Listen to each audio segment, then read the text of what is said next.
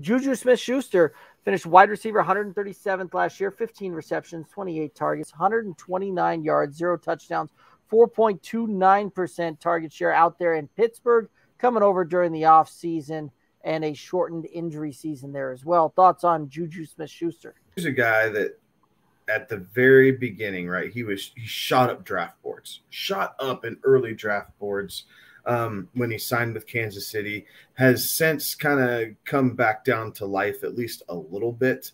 You know, lately I've been taking a couple shares of JuJu here and there, just because at the beginning I was not paying that high draft price. I'm having an easier time taking JuJu. That being said, my wide receiver room does have to look right for me to do it. Like I can't trust JuJu to carry my wide receiver room, and I'm really not all that confident with him as my second wide receiver, but I really do like him as a flex or as my third.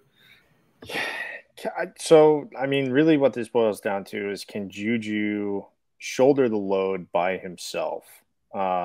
Which I don't think he's going to have to, right? Obviously, the Chiefs have, plenty of options. And I think that Pat Mahomes with, another year is just going to do, I think Pat Mahomes has more of an affinity to make the right play than to force the play as he gets more mature in his NFL career. So does JuJu, does he have enough to be considered a wide receiver one on that roster? The top target for Patrick Mahomes. Sorry. I don't think he does. And with where he's being taken right now, I think that's right. I think that's right about where, I mean, he might get into wide receiver 2 territory. JuJu Smith-Schuster coming off the board, the 33rd wide receiver, 81st, 82nd overall is kind of the ADP I'm looking at. So that puts him as a 7th round, kind of, mid to back 7th round pick there.